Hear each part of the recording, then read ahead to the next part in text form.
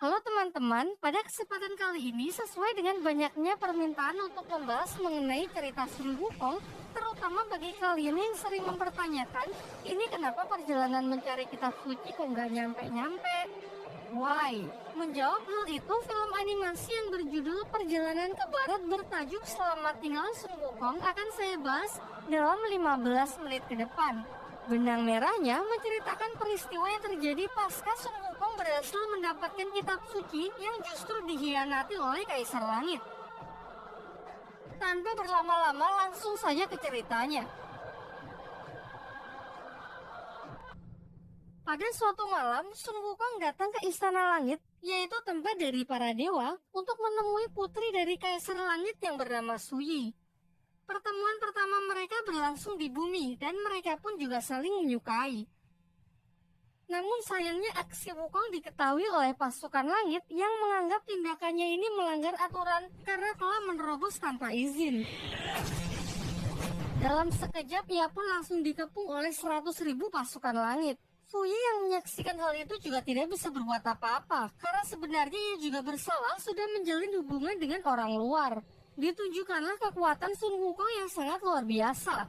Bahkan tim elit yang bernama 8 Jinggang sudah menyatukan seluruh kekuatannya dengan mudah bisa Wukong kalahkan.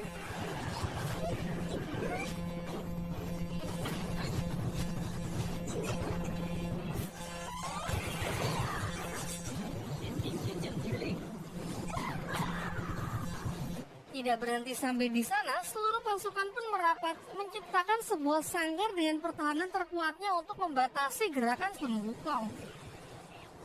Tetapi kekuatan dari Wukong masih saja menggila. Ia pun melepas ratusan duplikatnya dan menghancurkan pertahanan itu baik dari luar maupun dari dalam. Sampai pada akhirnya, Panglima tertinggi Kerajaan Langit, yaitu Dewa Erlang, menghantamkan tombak api untuk menyapu bersih Bunsin milik Sun Wukong.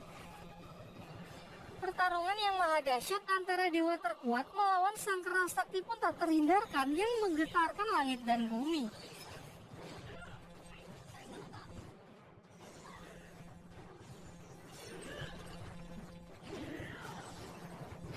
Duel udara yang nampaknya seimbang memaksa Sun Wukong menunjukkan wujud aslinya, yaitu seekor kera raksasa yang langsung menghantam Dewa Erlang terhempas ke darat.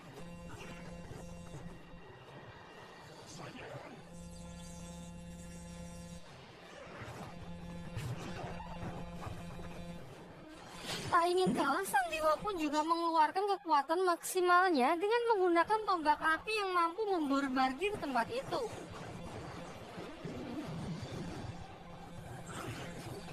Serangan itu nyaris mengenai Suyi yang tak jauh dari pertarungan mereka.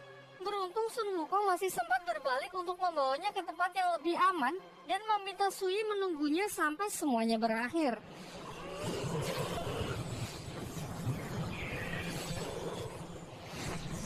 Di ronde kedua, mereka pun saling mengadu kekuatannya dan terlihat jelas bahwa Wukonglah yang lebih unggul. Namun ini semua masih jauh dari kemenangannya. Secara mengejutkan, dari langit muncul cahaya keemasan yang menyerupai sebuah telapak tangan raksasa. Dan benar saja, Sang Buddha Agung dengan jurus tapak Budanya berusaha menghentikan pergerakan Sun Wukong. Dalam keadaan yang sudah benar-benar terdesak, ia masih sanggup melempar tongkat saktinya, mengubahnya menjadi potongan yang lebih kecil dan terjatuh membentuk pagar untuk melindungi Suyi yang dikhawatirkan masuk dalam area serangan. Sun Wukong pun terlihat kewalahan menghadapi serangan yang sangat dahsyat itu, sehingga membuatnya kembali ke wujud manusianya dan harus menelan kekalahan. Akibat dinyatakan bersalah karena menjalin hubungan dengan bangsa dewa, menerobos istana langit, dan membuat kekacauan, Sun Wukong pun disegel di sebuah gunung yang bernama Gunung Lima Jari. Sampai pada suatu hari ada salah satu dewa yang mengunjunginya yang bernama Dewa Rulai. Dewa Rulai pun memulai percakapan dengan mengatakan kalau ia adalah guru dari Suyi, sekaligus dewa yang melepaskan jurus tapak Buddha sebelumnya. Tujuannya datang ke sini hanya untuk mengajak Wukong bermain catur sambil menceritakan asal-usulnya bisa sampai di Istana Langit. Namun Sun Wukong yang emosi menolak tawaran baiknya dan justru melancarkan serangannya untuk membunuh Dewa Rulai. Dengan perbedaan kekuatan yang sangat signifikan, Dewa Rulai dengan santai bisa mengelak dari semua serangan yang Wukong lancarkan. Bahkan usahanya itu berlangsung selama berhari-hari tanpa bisa menyentuhnya sedikit pun. Sampai akhirnya Wukong pun memutuskan untuk menyerah, duduk tenang untuk bermain catur serta bersedia menceritakan masa lalunya. Jauh sebelum ia mengacaukan Istana Langit, ia adalah seekor siluman kera yang menjadi raja dari bangsa kera di sebuah tempat di bumi yang bernama Gunung Wakwu. Sampai pada suatu hari, Suyi turun dari Istana Langit untuk pertama kalinya dan menjadi awal pertemuan mereka. Suyi turun ke bumi hanya untuk jalan-jalan dan menemukan sebuah sungai yang tak pernah ia lihat di kerajaan langit sebelumnya. Lantas ia pun langsung masuk ke dalam air untuk bersenang-senang. Akan tetapi secara tak sengaja, telapak kakinya menyandung sebuah batu sehingga membuatnya terluka dan mengeluarkan darah. Ternyata bau dari darah segarnya memancing seekor piranha raksasa penghuni sungai itu untuk memangsanya. Dan ketika ia nyaris tenggelam, beruntung Sun Wukong bergegas datang dan berhasil mengeluarkannya dari air dengan selamat.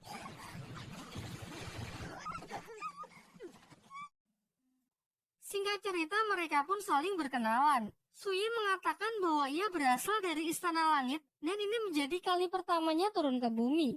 Sedangkan Sun Wukong juga menjelaskan kalau ini adalah Gunung Wakwu, tempat kediamannya. Sebagai tanda terima kasihnya karena sudah diselamatkan, Suyi pun mengumpulkan bunga-bunga indah di tempat itu untuk diberikan kepada Wukong. Tetapi dengan polosnya Wukong malah memakannya.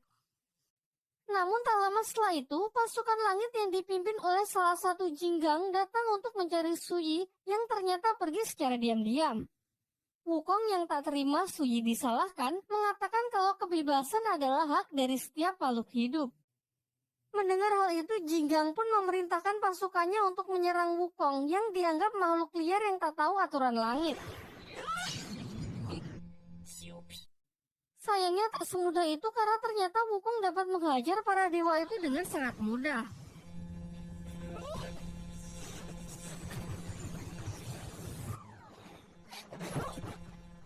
Suyi pun lantas segera merelai mereka dan bersedia ikut kembali ke Istana Langit untuk menyudahi perkelahian mereka. Kini di hadapan Dewa Rulai, Wukong pun mengaku bahwa membiarkan Suyi pergi pada waktu itu adalah penyesalan terbesarnya. Lanjut ke ceritanya, sejak pertemuan pertama mereka, Suyi sering sembunyi-sembunyi turun ke bumi hanya untuk menemui dan bermain bersama Sun Wukong. Banyak waktu mereka habiskan bersama untuk berkeliling menikmati pemandangan di Gunung Wakwu. Wukong juga mengajak Suyi masuk ke dalam sebuah gua yang merupakan tempat terindah di sana. Ia menceritakan sewaktu kecil ia sering sekali bermain di tempat ini. Wukong pun menyarankan agar Suyi tinggal di sini saja bersamanya untuk selamanya. Namun Suyi menjelaskan bahwa ia dilahirkan di Istana Langit. Ia tidak punya pilihan karena sudah menjadi takdirnya untuk tetap tinggal di sana. Suyi juga mengatakan kalau ia sangat menghormati ayahnya yang mengemban tugas mulia untuk menjaga cahaya kehidupan di dunia. Ia berharap suatu hari nanti Sun Wukong juga bisa menjadi dewa yang hebat untuk turun menjaga keadilan dan menegakkan kebenaran.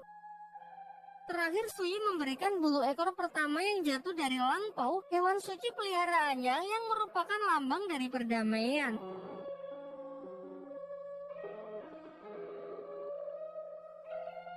Beberapa bulan berlalu semenjak pertemuan terakhir mereka. Suyi sudah tidak pernah turun lagi untuk menemui Sun Wukong. Hal ini membuatnya cemas sehingga memutuskan untuk pergi mencarinya ke Istana Langit. Kebetulan hari ini juga bertepatan dengan acara perayaan buah persik yang sudah bisa dipanen setelah ribuan tahun. Wukong yang baru sampai dengan nakal mencuri dan memakannya. Ia pun juga berhasil menemui Suyi yang menjelaskan bahwa aturan langit semakin ketat sehingga ia tak bisa lagi turun ke bumi untuk menemui Wukong. Sayangnya kelancangannya menerobos kerajaan langit diketahui oleh anggota Jinggang. Dan terjadilah pertempuran dahsyat yang sudah kita lihat di awal film sebelumnya. Di masa hukumannya, Wukong terus merenungi semua yang telah ia lakukan. Lalu Dewa Rulai mengatakan bahwa Wukong harus bisa mengontrol emosinya, berpikir dengan tenang dan melihat sesuatu hal dari segala sudut pandang. Dalam permainan catur mereka memperlihatkan Wukong yang sudah merasa mati langkah. Dewa Rulai lalu meninggalkannya dan berjanji akan membebaskan Wukong jika ia berhasil menyelesaikan langkahnya. Tak terasa ratusan tahun pun telah berlalu. Wukong pun mulai berpikir dengan tenang dan melakukan berbagai simulasi dengan ratusan dirinya untuk bisa menyelesaikan langkahnya. Sampai akhirnya saat Dewa Rulai kembali, ia berhasil menemukan sebuah langkah untuk memenangkan pertarungan catur tersebut.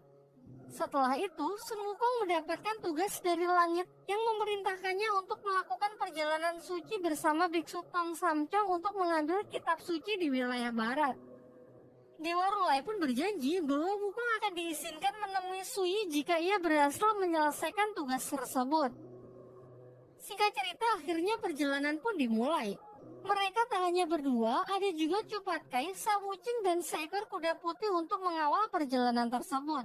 Mereka bersama-sama saling bahu-membahu untuk melewati seluruh rintangan dan kesulitan dalam setiap langkah. Dari hanya sekedar membantu orang-orang yang mereka temui di sepanjang perjalanan sampai menghadapi siluman-siluman buas yang mengancam nyawa mereka. Usaha dan kerja keras mereka pun tak sia-sia karena kini mereka telah sampai di tempat tujuan. Terlihat sebuah badai api raksasa yang melindungi kitab suci yang hendak mereka ambil. Pada awalnya Biksu Tong berniat mengambilnya sendiri dan memerintahkan para muridnya untuk menunggu saja di luar. Tetapi karena merasa khawatir, Wukong pun mengikutinya. Di dalam badai tersebut, Wukong malah memasuki sebuah ilusi yang memperlihatkan ketakutannya akan kehilangan Sui.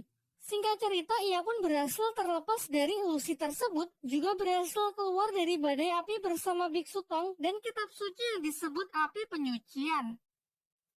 Di waktu yang bersamaan, di Istana Langit, Sui mendengar kabar bahwa Wukong sudah berhasil menyelesaikan tugasnya.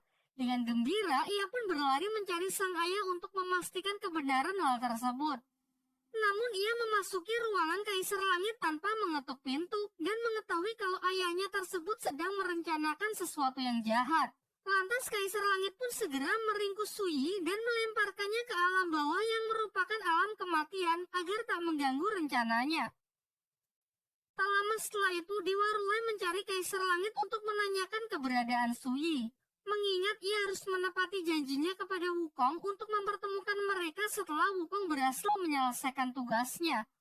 Namun dengan santainya Kaisar Langit mengatakan kalau Sui sudah meninggal karena sakit keras. Menyadari kejanggalan-kejanggalan yang terjadi, Rulai merasa bahwa Kaisar Langit sedang menyembunyikan sesuatu. Dengan kekuatannya ia pun berhasil memasuki dunia bawah untuk mencari kebenarannya. Tetapi ia juga memiliki batasan waktu yang membuatnya tak bisa lama-lama di tempat tersebut karena alam bawah terus menelan setiap energi kehidupannya.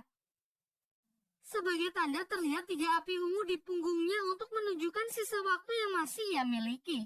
Melihat dewa yang tak seharusnya berada di wilayahnya, Raja Alam Bawah pun menghampiri dan menanyakan tujuannya datang ke sini.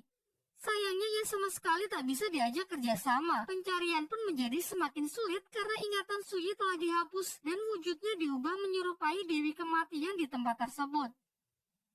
Sementara itu, rombongan Wukong dalam perjalanan ke Istana Langit untuk menyelesaikan tugasnya menyerahkan api penyucian kepada Kaisar Langit. Namun di sepanjang perjalanan, mimpi-mimpi aneh terus menghantui Wukong. Di dalam mimpinya, api penyucian terus memanggil-manggilnya dan mengatakan jika api penyucian diserahkan ke Kaisar Langit, maka akan terjadi bencana. Namun Biksu Tong malah menyuruh Wukong untuk diam karena menurutnya mimpi itu dibuat oleh iblis untuk mengacaukan mereka. Sesampainya di alun-alun, mereka sudah disambut oleh Kaisar Langit dan beberapa petinggi kerajaan lainnya. Tetapi anehnya Dewa Rulai dan Sui tidak ada di sana yang membuat hati Sun Wukong semakin tidak tenang. Sampai pada puncaknya ketika Biksu Tong hendak menyerahkan api penyucian, Wukong pun memutuskan untuk merebutnya.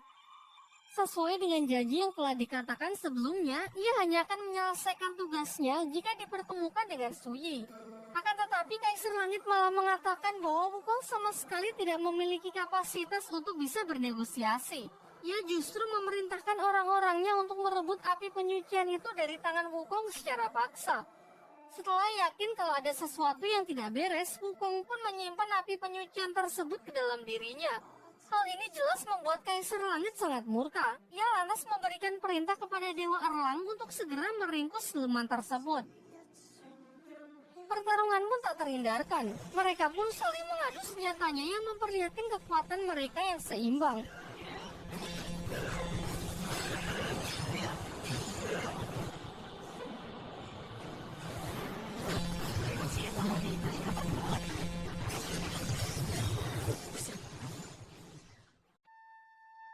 Lalu Dewa Sangsin yang mengetahui kelemahan Wukong menyuruh Biksu Tong untuk membacakan mantra agar kekuatan Wukong melemah. Namun Biksu Tong nampak ragu untuk menurutinya, ditambah lagi sembari bertarung, Wukong berusaha menjelaskan bahwa ini adalah jebakan. Ia pun semakin dilema setelah melihat para dewa itu juga menyerang Patke dan Wuching. Sampai pada akhirnya ia pun memutuskan untuk membaca mantra yang memang sering ia gunakan untuk mengontrol Sun Wukong.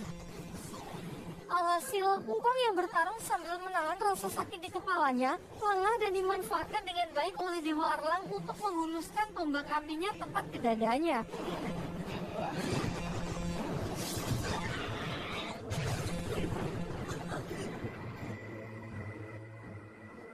Hal ini membuat Sun Wukong terbunuh, meninggalkan api penyucian yang sudah terlepas dari tubuhnya.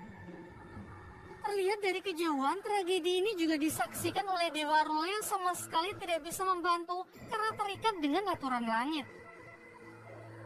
Meskipun jasadnya sudah mati, jiwa Sun Wukong yang dirasa masih sangat kuat disegel jauh di dalam samudra.